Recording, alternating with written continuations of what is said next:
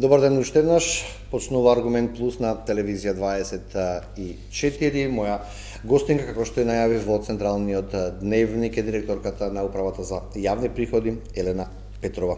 Директорке, ви благодарам што ја прифативте поканата и разговараме за овие битни теми за бизнисот и за граѓаните. Благодарам на поканата и мило ми е што ќе можеме да се обратиме на граѓаните. Почнуваме со оно што е најтазе, би рекола, тоа е системот e-фактура. Тоа е платформа преку која фирмите ќе издаваат и ќе ги чуваат фактурите во електронска форма. Веќе од 1 јануари стартуваше тест периодот, што се случува на терен, колку се носат електронски плаќања, се прават увид во злоупотреби, фиктивни плаќања, корупција. Дајте не ги првите сознанија. Да, значи од 1 јануари започна тест имплементацијата на е-фактурирањето, односно нова државна платформа и ќе трае 9 месеци до 30 септември. Во оваа прва фаза таргет се или вклучени се оние компании поголеми кои имаат сопствени фактурирачки системи и секако и IT провајдери кои што развиваат софтвери за фактурирање кои ги користат компаниите.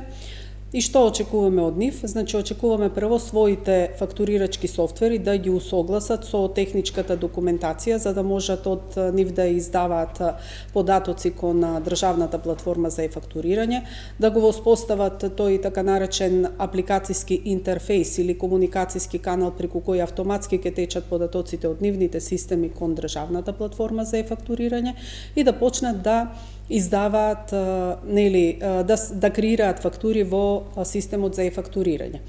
Процесот за сега тече добро, значи имаме околу 170 компании кои што веќе имаат најавени корисници на платформата.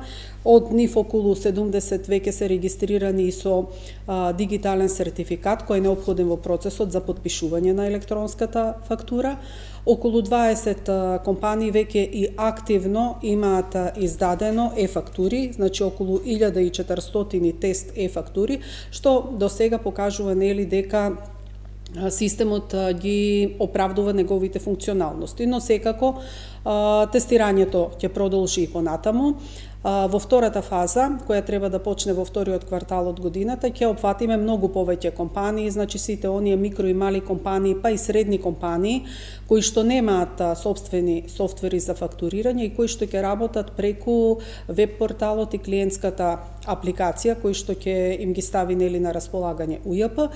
Значи во тој период ќе се тестираат тие апликации за фактурирање. И секако дека во целиот овој процес УЈП е партнер со компаниите кои што се вклучени во тестирањето. Значи, еве сега во оваа фаза е објавена техничката документација и упатствата за креирање за прилагодување на софтверите и за креирање на интерфејсите за размена на податоци, а во следната фаза, кога ќе бидат вклучени многу поголем број помали компании и сметководители, значи ќе имаме и други типови на упатства, кориснички упатства, видеоматеријали, обуки и цело време и директна техничка помош која и сега е воспоставена. Имаме креирано комуникацијски канал преку кој што компаниите кои што сега се вклучени можат да поставуваат прашања и да добиваат одговори. Гарантирате за системот? Ќе издржи? Значи, системот го креираме така за да може да одговори и по своите функционалности и по својата димензионираност да одговори на потребите на стопанството, нели на креирањето на фактурите. Значи, токму за тоа и овој тест период, за да се прават тест оптоварувања на системот. Сега е многу мал бројот на компании кои ќе се прошири. Очекувате овие 70.000 компании кои што се во Македонија, сите да бидат опфатени со е-фактура?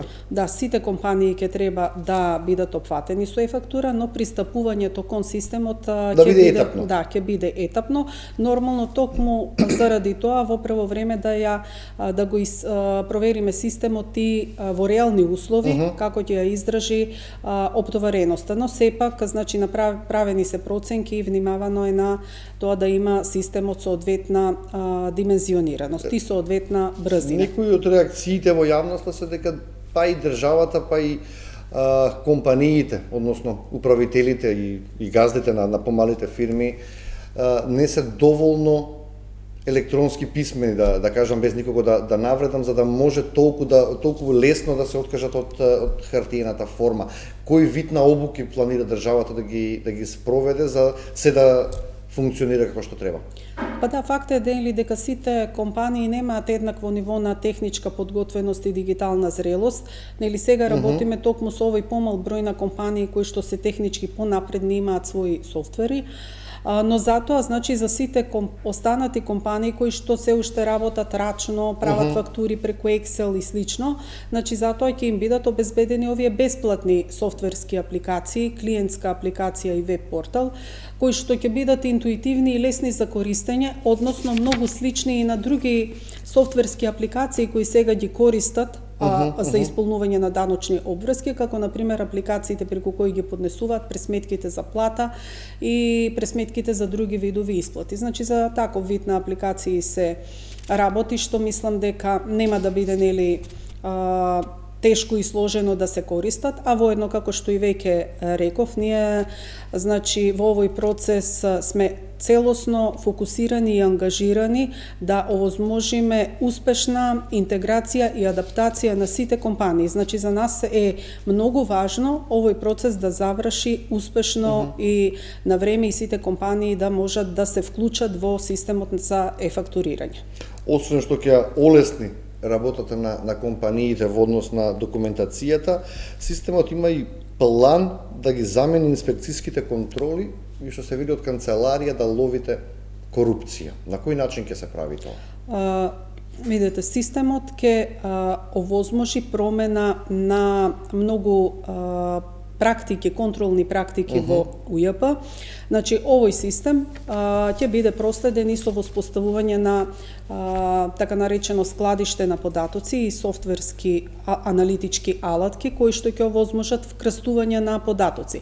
Значи, податоците од системот за е-фактура ќе се вкрстуваат со податоци од GPRS системот, од царина, од банки, за да може лесно да се препознаваат и детектираат некакви шеми на поврзување на компании, некакви нелогични отстапувања од она што представува вообичаено однесување. Значи, на тој начин тие ќе помогнат во детектирањето на ризици во поглед на пријавувањето на прометот. Секако дека дел од проверките што сега се прават рачно и на терен ќе бидат заменети со вакви автоматизирани проверки, не може да биде исклучена во целост инспекцијската контрола во смисла на инспектор. Постои таму, и тоа ќе биде дополнително.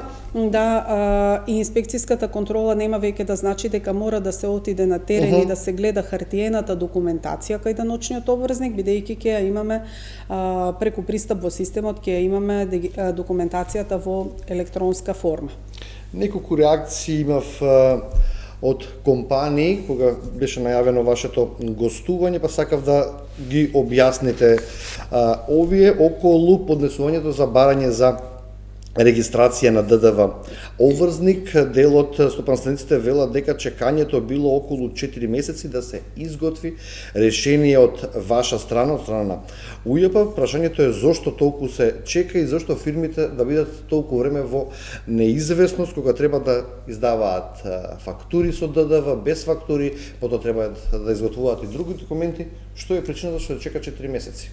Пака разбирам дека времето за бизнисот, за компаниите е многу важна компонента и дека оптоварува постоењето на определена неизвестност. Но клучно е тука да објасниме некои работи.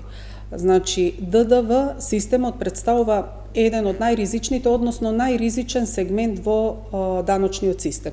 Целата јавност знае дека во изминативе години беа разоткриени неколку шеми, организирани шеми на злоупотреби на со повратот на ДДВ преку фиктивни фактури, лажни документации и така натаму.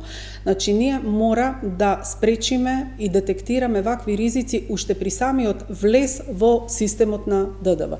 Едноставно кажано, зајакнати се проверките при регистрацијата за ДДВ. Мораме да бидеме уверени дека секоја компанија која што се појавува да се регистрира во системот, дека постои, дека има реална намера да врши стопанска дејност, а не да е некоја компанија, школка компанија која што се регистрира на одредена адреса, нема ниту седиште, нема основачи, управители, нерезиденти или слично и е формирана со цел за издавање на и толку време треба, 4 месеци. Па не трае секој процес толку време, 4 месеци, да. Има случаи каде што има подетелни проверки и каде што трае проверката подолго, меѓутоа еве, да речеме, во месец јануари се постапуваше по барањата за регистрација за ДДВ за 2026 година. Има законски рок и за поднесување на барањата и за постапување на УЈП околу 2 работни недели и УЈП го запази тој законски рок и по барањата беа донесени околу 1200 решенија за регистрација за ДДВ во законскиот рок. Значи, има определени случаи кога се вршат подетелни проверки и траат. Ако има нешто сомнително. Да, секаде каде што има определени моменти што треба да се препроверат, особено на терен. И за пребивање на даноци исто од 3 до 4 месеци велат компаниите, ако треба да се плати например данок на добивка, а е предплатен како обврзник на ДДВ, истото тоа се чека со месеци. Да, вака точно е дека кај процесот на пребивање трае определено време, тука не бегаме од реалноста, но и тука сакам да дадам определени појаснувања за компаниите. Значи, пребивањето не е едноставна сметководствена операција во која што, например, ако една компанија побарува ДДВ, должи данок на добивка, ние само во картиците ќе ги прекнижиме износите и ќе ги затвориме долгот и побарувањето. Значи, секогаш кога има побарување, тоа мора да помине низ процес на одобрување и тоа имаме двојно одобрување на 2 нивоа. Значи, исти се ризиците за ДДВ како и при регистрацијата на ДДВ, секој одобрување мора да го помине тој процес на двојно одобрување. Тоа е првиот момент. Вториот момент е што понатаму следуваат процеси, се носи решение за пребивање, се изготвува налог, се доставува до Министерството за финансии, каде во трезорскиот систем треба да помине, еве во примерот што го дадовме, треба средствата да се пренесат од сметка за ДДВ на сметката за данок на добивка. Значи, проблемот колку системот е... Колку вакви документи треба да правите во текот на еден месец? Имате некаква бројка? Па, јас ги имам бројките на годишно ниво. Например, во 2025 година се поминати 23.000 трансакции за пребивање во износ од 46,6 милиони евра. Значи се работи за некаква слика во глава колку отприлика месечно се обработуваат за да чекаат компаниите 3 или 4 месеци за тоа прашувам. Да, значи се работи за навистина голема бројка и моментот од кој произлегува ово одложување е што сите овие процеси и чекори во постапката се одвиваат рачно. Значи процесот е така како што нема софтверско решение за ова се уште. Се работи, се тестира софтверското решение, би сакала за тоа подоцна ќе дополнам уште некои моменти, но процесот е така како што е поставен уште при воведувањето на ДДВ пред 25 години и сега тука не е проблем во службите и нивна некоординираност, туку проблемот е во тоа што системската трага и видливост на едно пребивање доаѓа се гледа дури тогаш кога ќе помине низ трезорскиот систем. Сега во периодов работиме на тестирање на алатки кои ќе го помогнат, ќе бидат подршка при одобрувањето на побарувањата и ќе автоматизираат дел од овие чекори во процесот на пребивање, но тоа се би сакала да кажам привремени решенија. Трајното решение е една целосна автоматизација на сите процеси во УЈП и интеграција на сите бази на податоци во УЈП и ние работиме и на тоа трајно решение. Значи се изготвуваат и во последните фази на препроверка се техничките спецификации за проектот ЕУЈП, што значи воспоставување на нов даночен информацијски систем и таа јавна набавка планираме да ја започнеме во текот на оваа година. Добро, кажете ми тогаш ете информации битни за бизнисот, каква е наплатата на даноците? Заклучно е денеска. 2026 година можам да кажам дека имаме добар старт на годината во делот на наплатата на даноците. Еве за месец јануари посебно би го издвоила ДДВ, данокот на додадена вредност за промет во земјата, каде што имаме наплатено 93,4 милиони евра. Сега оваа бројка да ја ставам во подруг контекст, дека тоа е највисока месечна наплата на ДДВ за промет во земјата од било кога и уште повеќе, значи тоа е највисок раст кога се споредува месецот тековната година со соодветен месец од претходна година. Значи јас гледам серија на податоци за 4 години наназад, но верувам дека и за претходно е така. Значи имаме сега највисок месечен раст споредбено јануари 2026 во однос на 2025. И кај данокот на добивка во јануари имавме значителен раст со над 30% повеќе наплата во однос на јануари 2025. Овој раст продолжува и во февруари. Например, кај данокот на добивка имаме кај данокот на личен доход се извинувам, заклучно со 20 февруари имаме 17% повисока наплата во однос на февруари 2025, но сепак месецот се уште е тековен и треба да ги сумираме сите податоци, особено затоа што се уште не поминал ДДВ даночниот ден. Значи по истекот на оваа недела ќе ги видиме податоците и за февруари, но трендовите се охрабрувачки. На крајот на ланската година имаше реакции не само од опозицијата, туку и од бизнисот, дека со месеци, со 8-9 месеци се доцни со повратот на ДДВ за компаниите. Се подобрија состојбите? Значи, вака, кај делот на повратот на ДДВ и овде да почнеме со податоци, значи минатата, ако го гледаме целиот период од јануари, од 1 јануари 2025 година, сега заклучно со истекот на јануари 2026 година, побарувањата за ДДВ изнесуваат 653 милиони евра, а исплатени се средства кон ДДВ обврзниците во износ од 637 милиони евра. Значи има некоја разлика од 15 милиони евра. И при тоа особено сакам да... Тоа е за кој период исплатени пари? Значи, го гледам периодот од 1 јануари 2025 заклучно со исплатите направени во февруари 2026 година. За кој период се исплатени? Долговите тие фирми, колку време ги чекале тие пари? Разбирате што е прашав? Значи, повратот на ДДВ е еден тековен и динамичен процес. Добро. Значи, стигнуваат побарувањата, да, се обработуваат, има исправки на пријави, има даночни решенија со кои што тие побарувања се менуваат, дури може со даночно решение и целосно да се оспори побарувањето за ДДВ. Исплати од трезорот се вршат, ако не секој ден, значи континуирано во текот на месецот во повеќе наврати.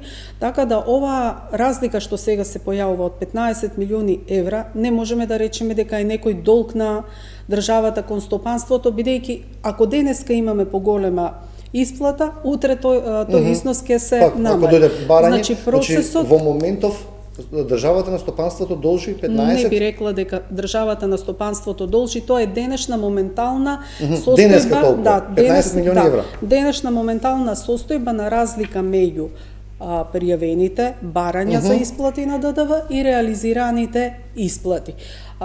Значи утре таа состојба веќе ќе биде променета, бидејќи и денеска се обработуваат, еве се наоѓаме во период кога масовно се поднесуваат исправките на ДДВ пријавите, рокот за поднесување е со завршната сметка до 15 март, значи исправките на ДДВ пријавите за 2025 година секој ден ги менуваат овие износи. Како што реков, доаѓаат и решенијата од контрола, се вршат исплати од трезор, така да оваа бројка или овој износ во континуитет се менува.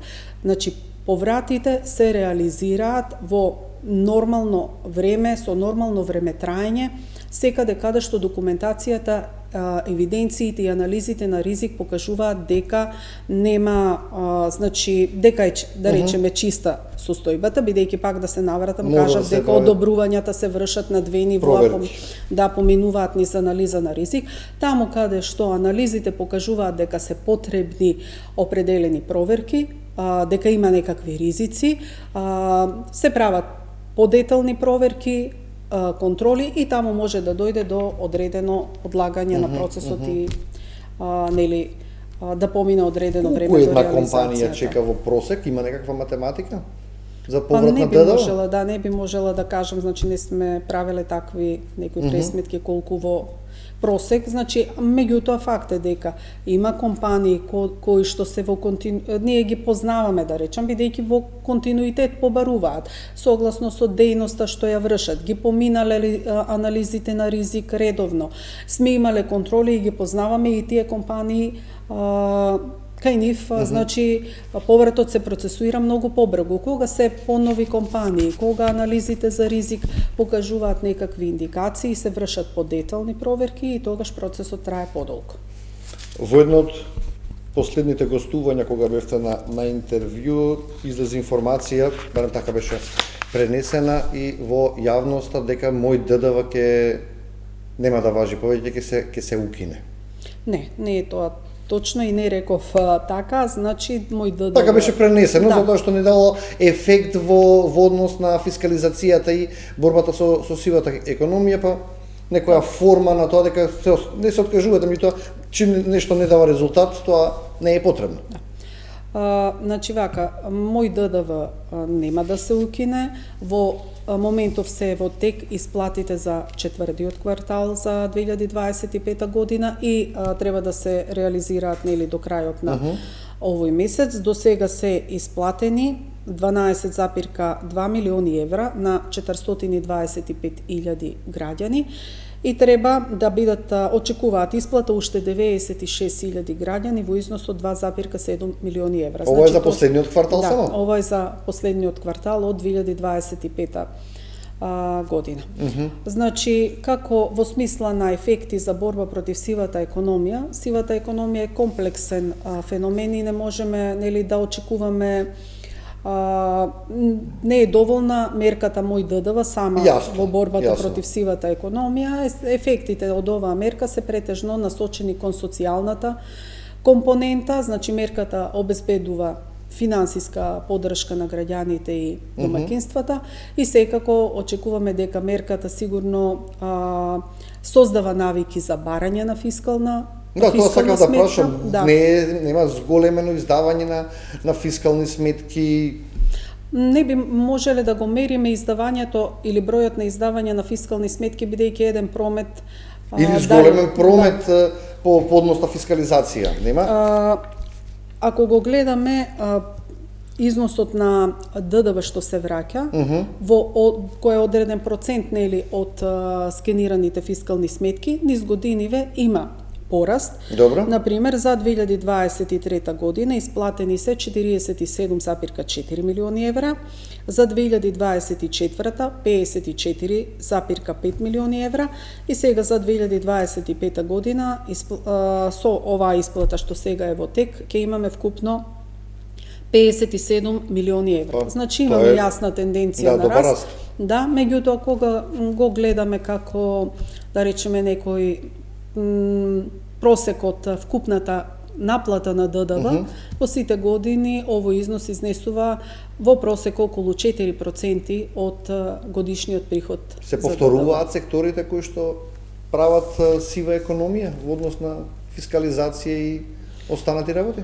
Да, во делот на сивата економија, пак да повторам, значи таа е комплексен феномен и не можеме да зборуваме само за нели изолирани прекршоци, туку треба да се работи на изолирани мерки, туку треба да работиме на долгорочни решенија и сеопфатни мерки за сузбивање на сивата економија.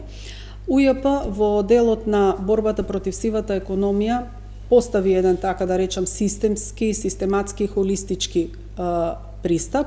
Систематски значи дека работиме област по област, дејност по дејност и во таа смисла минатата година се фокусиравме на угостителството, трговијата на мало и услужните дејности. Значи ги избравме овие дејности заради тоа што таму има готовина. Значи и готовината ја храни сивата економија и тука проблемот не е само со неиздавањето на фискални сметки, туку таа готовина се користи нели за плаќање на набавки, разни плаќања, исплати на плати, што значи дека не се само тие субјекти што ние ги гледаме на лице место како дуќани, компании кои продаваат кон граѓаните, туку во позадина има многу други субјекти кои што се поврзани во и како да синџир. се скрати тој синџир? Значи, работиме со разни мерки и тука дефинитивно не се само контролите како мерки. Значи, оваа година го прошируваме опсегот на дејности кои ги опфаќаме, значи ќе се насочиме и кон компаниите кои што вршат дистрибуција кон овие во делот на угостителството и трговијата на мало. Ќе се насочиме кон издавањето на сместувачки капацитети за краткотраен престој, тоа е побарање на бизнис заедницата, каде тие ја осеќаат сивата економија како нелојална конкуренција. Значи, применуваме, освен оние теренски контроли, применуваме на контроли со индиректни методи, за да го утврдиме оној прикриен промет, кој што не го пријавуваат овие компании, но освен контролите, значи ние применуваме и други мерки, пред се информирање, советодавни посети, превенција. Не е дека не казнуваме веднаш, туку пористапуваме и овде со анализи на ризик и сегментираме кај кои економски оператори или даночни обврзници треба да пристапиме со контроли, а кај кои можеме да пристапиме со поблаги мерки. Значи, контролите и казните нема сами да ја решат сивата економија. Нашата цел е да применуваме различни мерки кои ќе доведат до трајна промена, до траен ред и надминување на сите овие слабости во почитувањето на правилата и функционирањето на системот. Може ли да ми откриете како се одредуваат фирми кои што ќе бидат предмет на инспекција? Убаво е прашањето, бидејќи во многу разговори, нели, надвор од стручниот дел, значи со луѓе надвор од УЈАП, често се истакнува дека некои дошли инспектори од УЈАП извршиле упат или некој ме пријавил, затоа ќе бидам контролирал и така натаму. Значи тоа воопшто не е така. Селекцијата за контроли воопшто не зависи од поединец и од случаен избор, туку селекцијата за контроли се заснова на анализи на ризик и на одредување на материјалната вредност на ризикот. Значи, 80% од нашите контроли се врз основа на анализа на ризик, а 20% се побарања на други органи. Пред се тука се истражните органи кои ги испитуваат, нели, даночните затајувања во кривично-правна смисла им е потребен доказен материјал и стручни елаборации од страна на финансиска полиција, претпоставувам. Така, да, пред се финансиска полиција, но и другите органи. Добро. И во тие 20%, значи што не се по анализи на ризик, влегуваат и разни пријави и представки кои сепак претходно ги препроверуваме, дали има потреба да се спроведе контрола, бидејќи некогаш се дури и надворот излегуваат надворот доменот на инспекцијските надзори што ги врши УЈАП.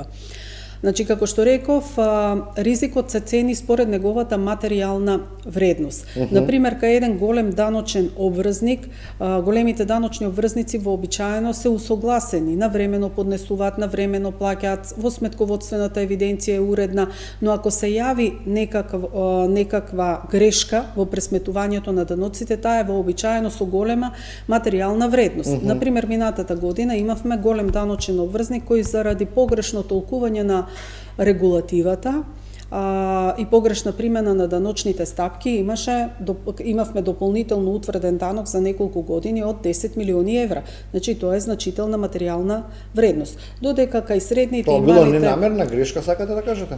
Или свесно влегол во тоа? Свесно, меѓутоа, значи така ја разбирал даночната регулатива. И што се случува со таков случај? Со таков случај, да мислам го утврдивме дополнителниот данок, наплатен е и понатаму се превземаат и други соодветни мерки.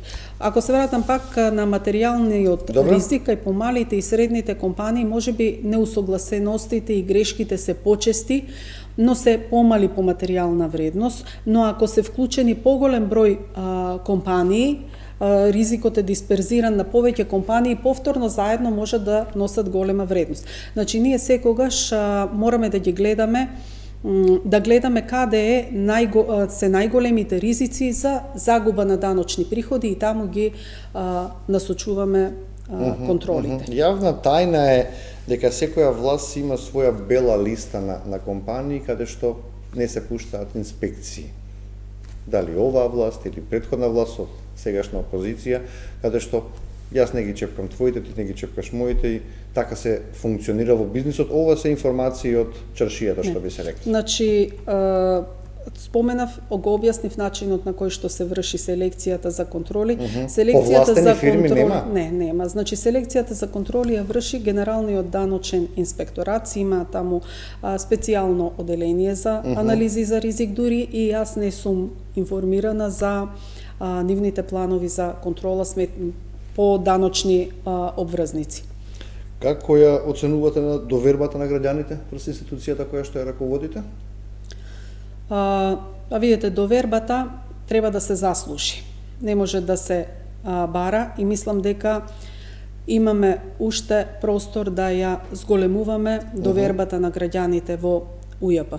Довербата треба да произлезе од јасни правила, конзистентна примена на тие правила и мислам дека се што работиме, променетите пристапи во начинот на работење на УЈП, фокусот на ризиците, фокусот на превенцијата, значи претходно да ги спречиме грешките, а не да дозволиме да се случуваат грешки и потоа да ги санираме тие грешки со контроли, казни и присилна наплата. Значи променетите пристапи, фокусот кон дигитализацијата која сама по себе ќе постави препреки и ќе ги води даночните обврзници кон точно пресметување на обврските, мислам дека сето тоа на еден среден рок ќе ја зацврстува довербата на даночните обврзници во УЈП. Ние сме фокусирани на тоа, на таков начин, со долгорочни решенија, а не со краткорочни мерки да ја